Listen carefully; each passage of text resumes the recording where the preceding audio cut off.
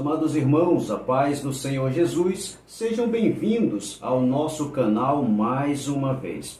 Quero aqui na oportunidade agradecer aos 900 inscritos do nosso canal. Faltam agora um pouco menos de 100 para nós alcançarmos o objetivo do primeiro 1000 inscrito em nosso canal. Faça você também parte deste canal e faça a sua inscrição. A nossa lição de hoje é a lição de número 5, que traz como título Eclesiastes. Tudo é vaidade. Meus irmãos, o livro de Eclesiastes é o 21º livro da Bíblia Sagrada e é também o 4º na divisão dos livros poéticos. O livro de Eclesiastes é o assunto do nosso comentário de hoje. Meus irmãos, ao iniciar a nossa lição, capítulo de número 1, panorâmica do livro de Eclesiastes.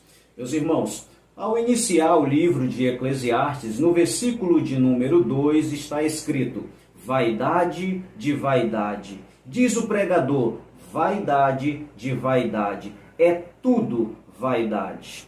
Meus irmãos, a palavra vaidade se repete no livro de Eclesiastes cerca de 30 vezes. Uma palavra tão repetida é digna de nota no nosso comentário. A palavra vaidade, ela vem do original que significa revel. Esse revel significa ilusão ou vapor, aquilo que é passageiro, aquilo que vive apenas de aparência. Em um outro sentido que a Bíblia está dizendo para nós é que vaidade é tudo aquilo que na vida é passageiro. Segundo a Bíblia Sagrada, vaidade pode ser considerado muitas coisas. Por exemplo, usar uma maquiagem, um batom, usar uma pulseira, tudo isso é vaidade. Usar uma gravata, usar um paletó, alimentar-se, tudo isso é vaidade. Você viver a própria vida, trabalhar, seria também vaidade. Para o pregador, tudo é vaidade. Na oportunidade, eu gostaria de registrar que todo cristão é vaidoso.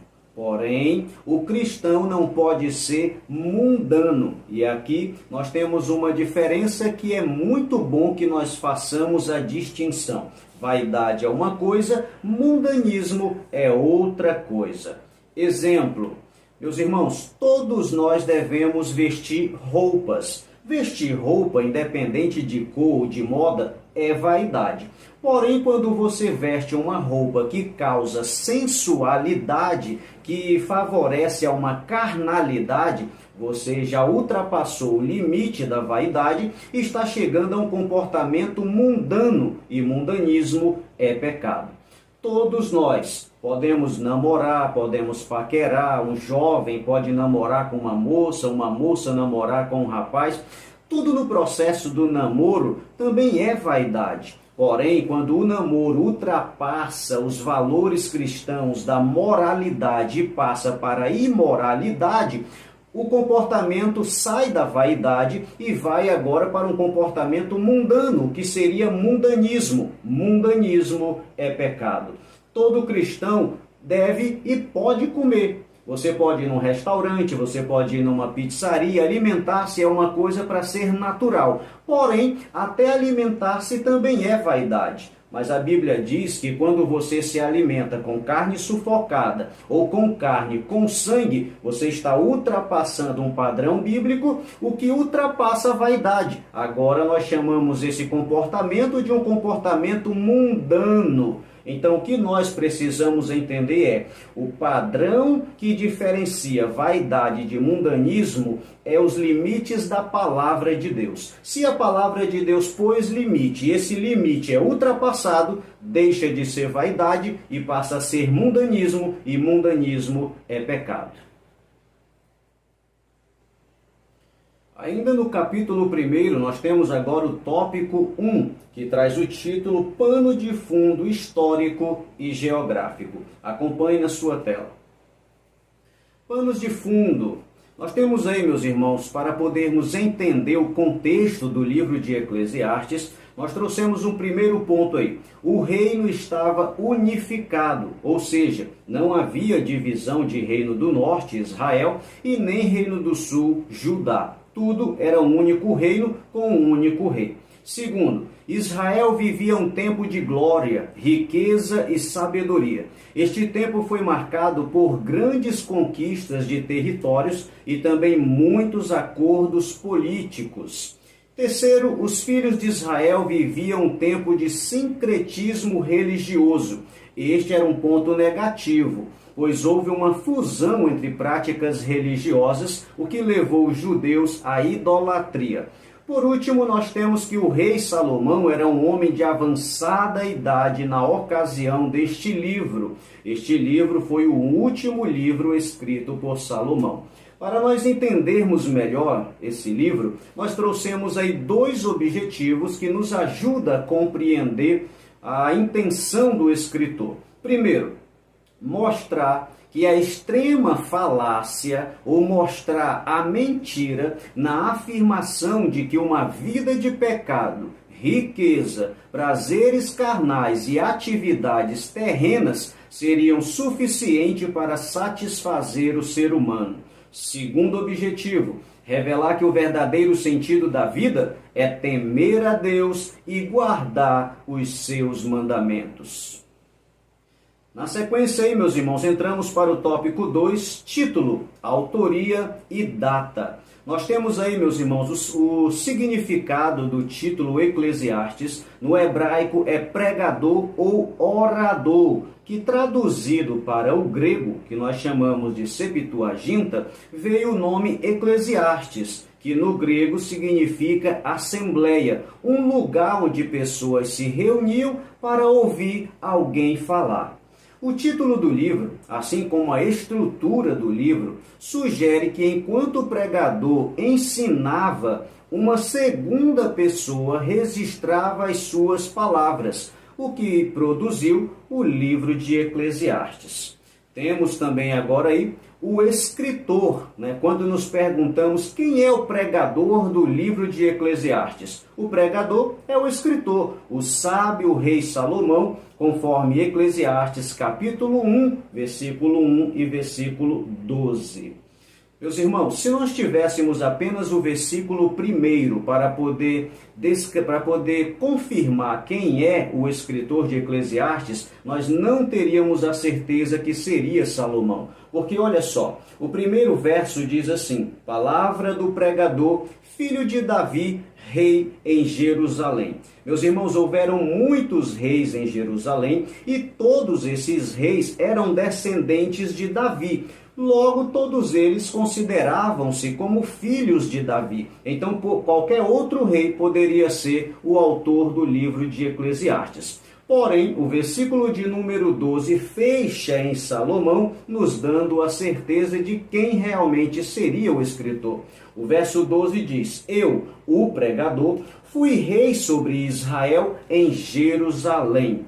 Meus irmãos, apenas em um momento de Israel é possível verificar que o rei em Jerusalém fosse também rei em todo Israel. Havia necessidade do reino estar unificado, porque Jerusalém só foi capital de todo Israel quando o reino era um. E o único descendente de Davi que reinou sobre todo Israel foi o nosso irmão Salomão. Logo, Salomão é o escritor do livro de Eclesiastes.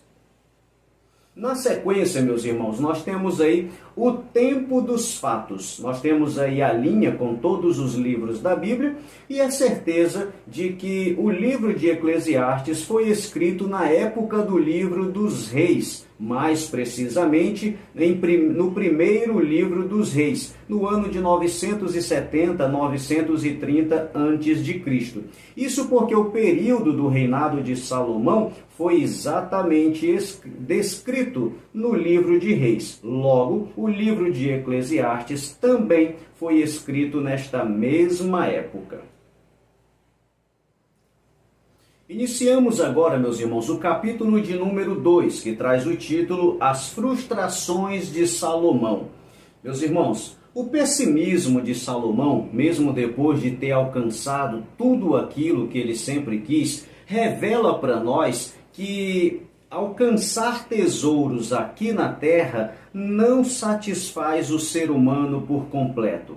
Toda a glória, toda a riqueza, toda a sabedoria que o homem pode adquirir aqui na terra é como uma bolha de sabão, que é muito bonita enquanto existe, mas rapidamente estoura e depois perde a sua existência. Meus irmãos, o Salomão foi um homem extraordinariamente rico, porém viveu a sua velhice em uma grande frustração. A primeira frustração de Salomão tem a ver com tudo aquilo que ele conquistou através do trabalho. Isso está escrito em Eclesiastes, capítulo 2, a partir do verso 4 até o versículo de número 7, que diz assim: E fiz para mim obras magníficas, edifiquei para mim casas, plantei para mim vinhas, fiz para mim hortas e jardins, e plantei neles árvores de toda espécie de fruto. Fiz para mim tanques de águas, para regar com eles os bosques que reverdenciam as árvores. Adquiri servos e servas, e tive servos nascidos em minha casa. Também tive grande possessão de vacas e ovelhas, mais do que todos os que houveram antes de mim em Jerusalém. Meus irmãos, além de tudo isso que acabei de ler, que está registrado em Eclesiastes, Salomão também construiu um grande templo para adoração e também construiu um grande palácio. Porém, tudo aquilo que ele exerceu a sua força no trabalho para conquistar e para edificar, não preenchia o vazio da sua alma. Salomão percebeu que mesmo ocupando todo o seu tempo com trabalho, ainda assim a sua alma não se sentia satisfeita. A segunda frustração de Salomão, meus irmãos, está no verso de número 8, que diz assim: Amontoei também para mim prata e ouro, e joias de reis e das províncias. Provi-me de cantores e de cantoras, e das delícias dos filhos dos homens, e de instrumentos de música de toda sorte. Em outras palavras, ele era extraordinariamente rico, onde sua riqueza lhe permitia alcançar o que havia de melhor naquela época. Porém, tudo isso Salomão revela para nós que toda a riqueza do mundo não preenchia o vazio da sua alma. A terceira frustração de Salomão, meus irmãos, tem a ver com o poder, com a autoridade. Está no versículo 9, versículo 10, que diz assim: E engrandeci-me e aumentei mais do que todos os que houve antes de mim em Jerusalém. Perseverou também comigo a minha sabedoria, e tudo quanto desejaram os meus olhos não lhes neguei, nem privei o meu coração de alegria alguma. Meus irmãos, Salomão adquiriu todo o poder e toda a autoridade que o homem pudesse alcançar. Era o homem mais sábio e sua sabedoria alcançou os mais distantes locais. Porém, no final da sua vida, ele olhou para trás e percebeu que mesmo tão sábio, mesmo tão rico, mesmo com obras tão extraordinárias, tudo isso não preenchia o vazio da alma, que só pode ser preenchida pelo Espírito Santo de Deus. Meus irmãos, depois que nós vemos do versículo 2 até o versículo de número 10, tudo que Salomão construiu, conquistou, edificou, toda a sua sabedoria, toda a sua riqueza, ele finaliza no versículo de número 11 trazendo uma revelação extraordinária. Acompanhe na sua tela.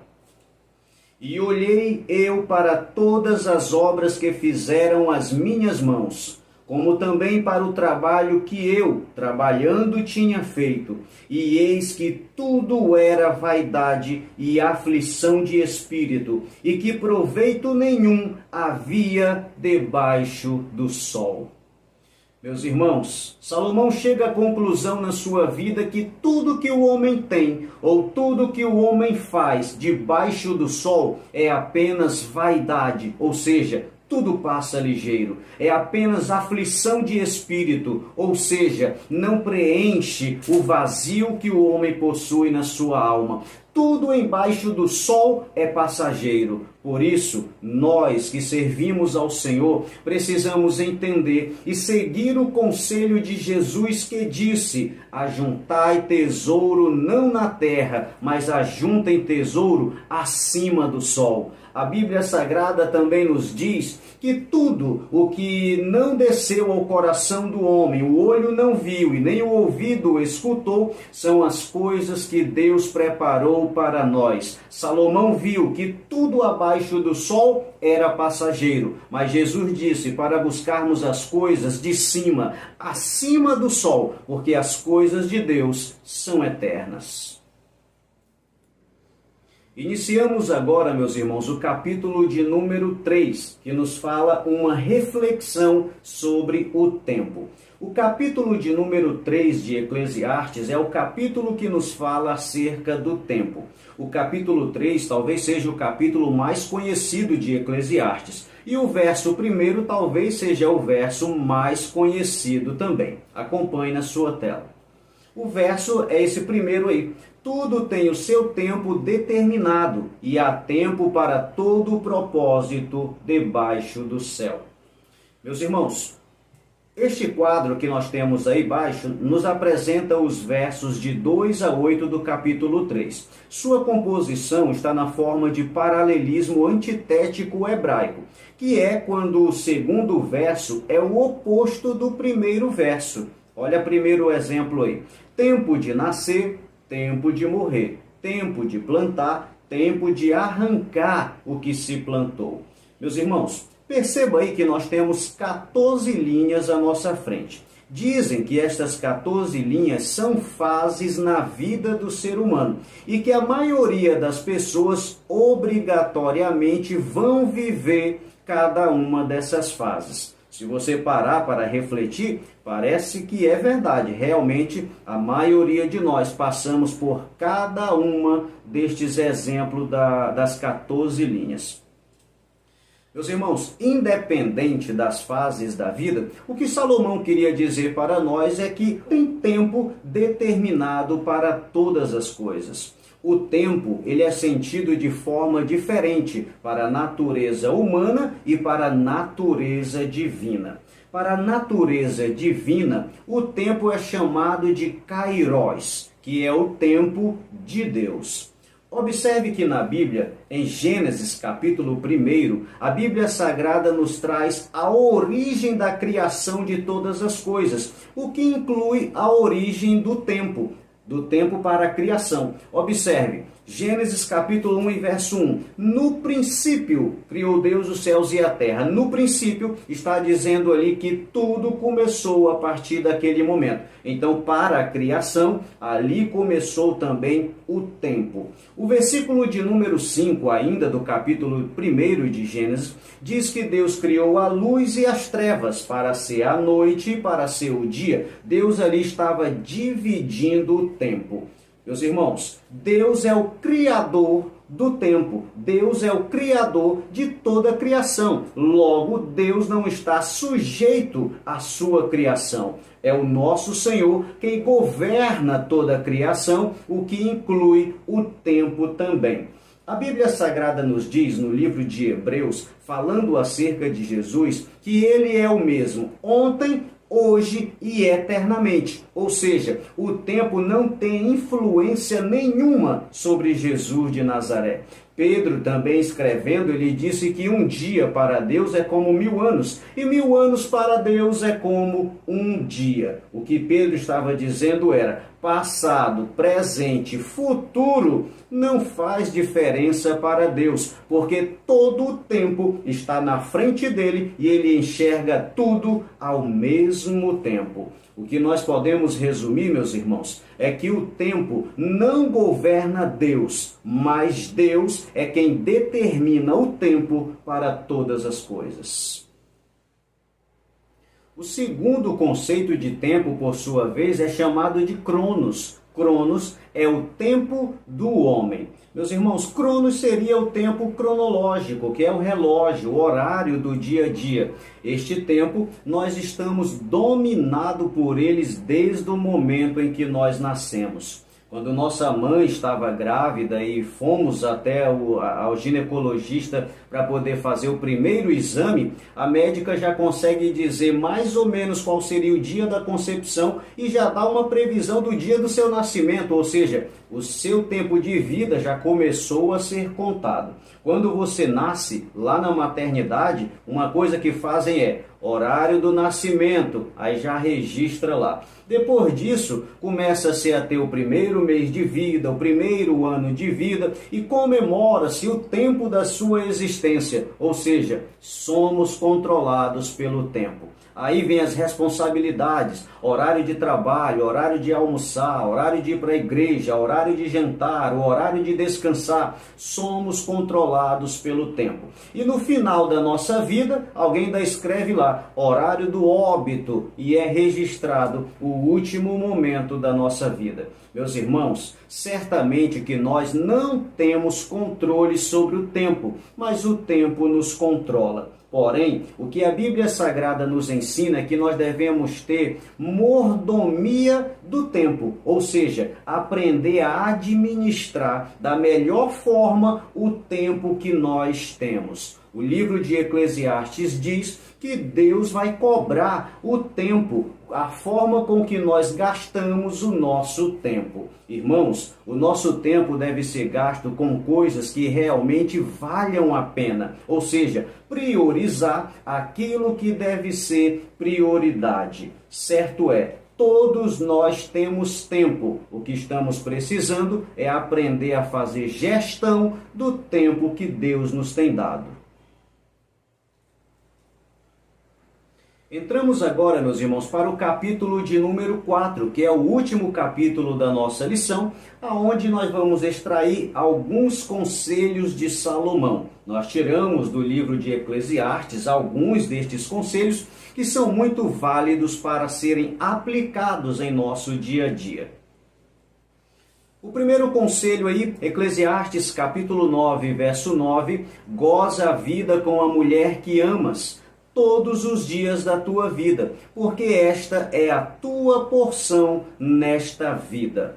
Meus irmãos, o que Salomão está nos aconselhando aqui é que devemos aproveitar a vida. E aproveitar a vida com a mulher ou com as pessoas que nós amamos. E podemos até dizer, com as pessoas que também nos amam. Meus irmãos, o segredo do conselho de Salomão é: aproveite a vida com pessoas que realmente sejam importantes para você e que você seja importante para elas. Todos nós sabemos que o nosso tempo de vida é muito curto. Então, se é para gastar o nosso tempo de vida, que sejam com pessoas que realmente importam. Salomão também está dizendo, goza a vida, se alegre na vida, seja feliz na vida. Em outras palavras, meus irmãos, não gaste todo o tempo da sua vida apenas com trabalho. Nós devemos trabalhar para viver e não viver para trabalhar.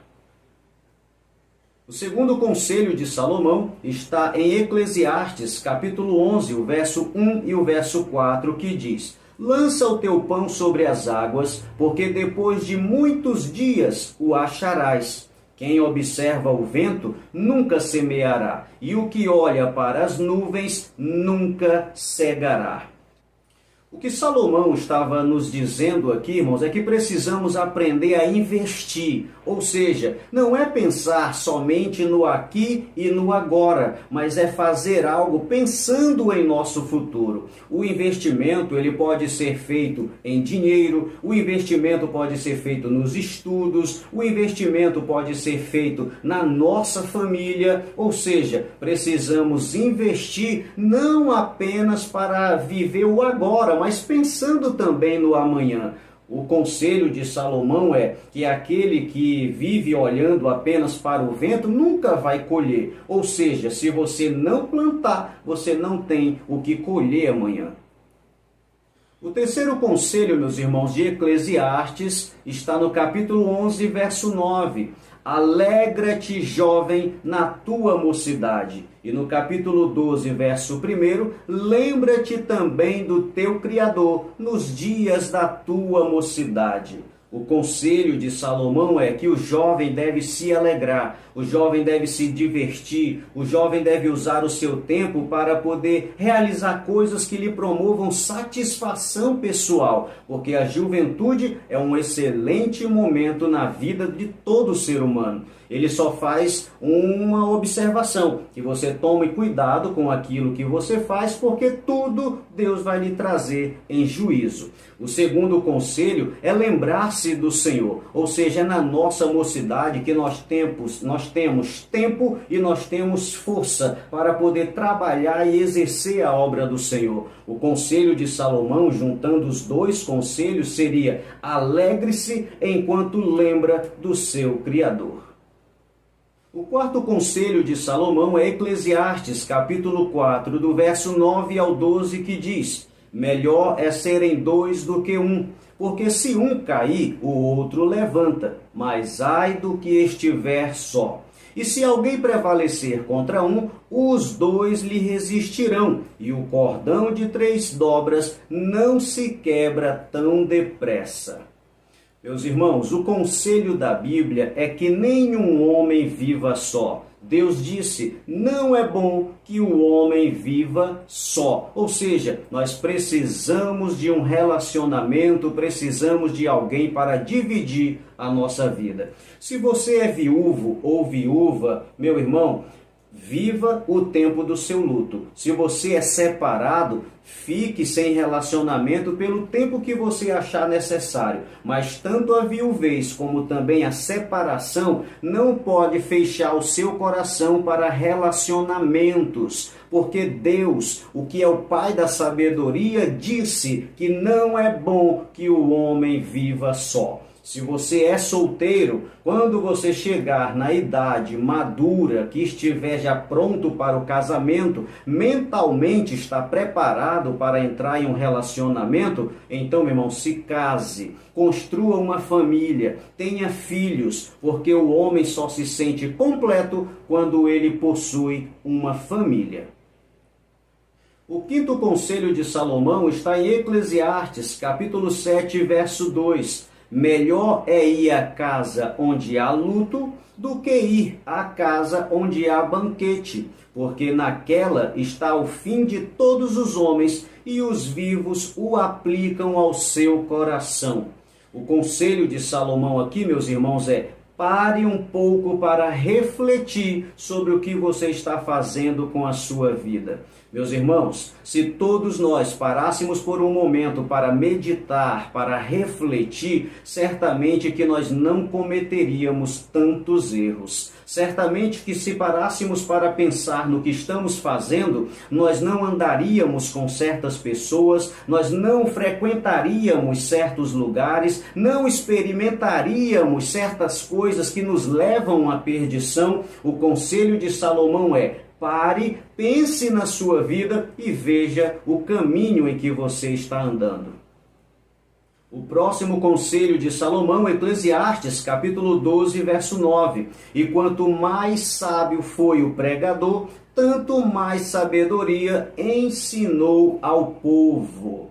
Meus irmãos, este conselho é muito válido para nós que somos professores da Escola Bíblica Dominical. Quanto mais você estudar, mais coisas você terá para ensinar. Quanto mais conhecimento você adquirir, mais conhecimento você tem para passar. O conselho de Salomão é que nós venhamos aprender mais, nos dedicar mais, para poder ensinar melhor, para poder pregar melhor. A ideia de Salomão é: quanto mais sábio você for, mais sabedoria você vai ensinar. Meus irmãos, ouvir alguém ensinar com unção é muito bom, mas ouvir alguém ensinar com unção e com sabedoria é extraordinário.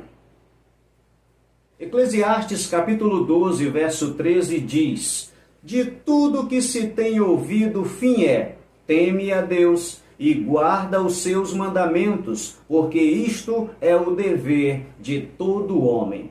Meus irmãos, eu guardei esta referência por último, porque aqui está no finalzinho do livro. Salomão, refletindo sobre a sua vida já na sua velhice, ele chega à conclusão que debaixo do sol tudo é vaidade, ou seja, tudo um dia vai se acabar. Seja você rico ou seja pobre, seja você sábio ou seja tolo, todos vão morrer um dia e ninguém vai levar nada para o outro lado da vida. Quando Salomão chega a essa conclusão, ele fica frustrado, mas ele então descobre que o segredo da vida para não chegar a uma velhice de frustração é temer a Deus e guardar os seus mandamentos. Temer a Deus não é ter medo de Deus. Temer a Deus é respeitar a Deus. E guardar os seus mandamentos é obedecer. Então, o segredo para ter uma vida feliz e uma velhice que não seja frustrada é respeitar a Deus, obedecendo a sua palavra. Meus irmãos, para finalizar a nossa aula, gostaria também de comentar que o livro de Eclesiastes, ele é utilizado como referência para poder responder uma questão muito comum, principalmente na escola bíblica dominical. Salomão morreu salvo ou morreu perdido? Meus irmãos, nós sabemos que o final da vida de Salomão, ele estava servindo a outros deuses. Porém, o livro de Eclesiastes mostra para nós que nos últimos momentos da sua vida, ele chegou à conclusão de que tudo que ele fez distante de Deus e debaixo do sol era tudo vaidade e aflição do seu próprio espírito. Então ele chegou à conclusão de que ele caminhou errado. Então, se ele se arrependeu e reconheceu os seus erros, logo ele também teve o arrependimento para a salvação. E quando nós vemos que ao finalizar o livro de Eclesiastes, ele diz que o fim de todas as coisas, incluindo ele ou para ele, era temer a Deus e guardar os seus mandamentos. Então, é opinião deste canal de que Salomão, sim, foi salvo porque houve arrependimento no seu coração. Meus irmãos, muito obrigado pela vossa atenção. Deus abençoe a sua casa, a sua família e toda a nossa escola bíblica dominical. Deus abençoe a sua vida e até o nosso próximo comentário, em nome de Jesus. A paz do Senhor a todos. Meu irmão, muito obrigado a você que permaneceu conosco até o final deste vídeo. Deixe o seu like aqui no nosso canal, faça também um comentário e se você ainda não é um inscrito, inscreva-se no nosso canal e faça parte da nossa história. Acione também o sininho, dessa forma o YouTube irá lhe comunicar assim que postarmos um novo vídeo. Você pode ser também um colaborador do nosso canal. Através do nosso Pix, você pode ajudar na manutenção e na qualidade dos nossos vídeos. Seja um colaborador voluntário e Deus o abençoe.